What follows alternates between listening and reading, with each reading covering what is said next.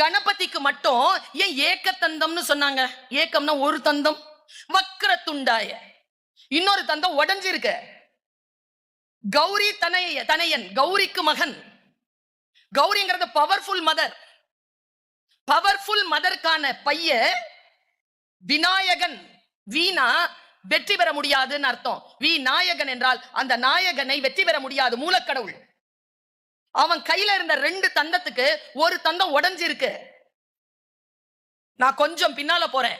அந்த தந்தம் எப்படி உடைஞ்சது? கால மகாபாரதம் கதை சொல்கிறது. வியாசர் அதை உள்வாங்கி சூத்திரமாக சொல்கிறார். வேகமாக காலம் சொல்கிறது, வேகமாக வியாசர் சொல்கிறார். எழுதுவதற்கு யாரும் இல்லை. விநாயகனை அழைக்கிறார்கள். விநாயகன் உட்கார்ந்துட்டார் எழுதுறதுக்கு. கையில் புத்தகம். எழுத ஆரம்பிக்கும் பொழுது பேனா இல்ல. இவ்வளவு ஃபாஸ்டா இந்த காலத்தை எழுத முடியாது. எழுதுவதற்கு அந்த விநாயகன் என்ன செய்தாராம்? தன் தந்தத்தை உடைத்து எழுத தொடங்கினார் என்று புராணம் சொல்கிறது. எந்த கடவுளின் வணக்கத்தை சொன்னார்கள் தெரியுமா? உலகத்திலேயே யானை என்றால் அழகு அதற்கு தந்தம் தான்.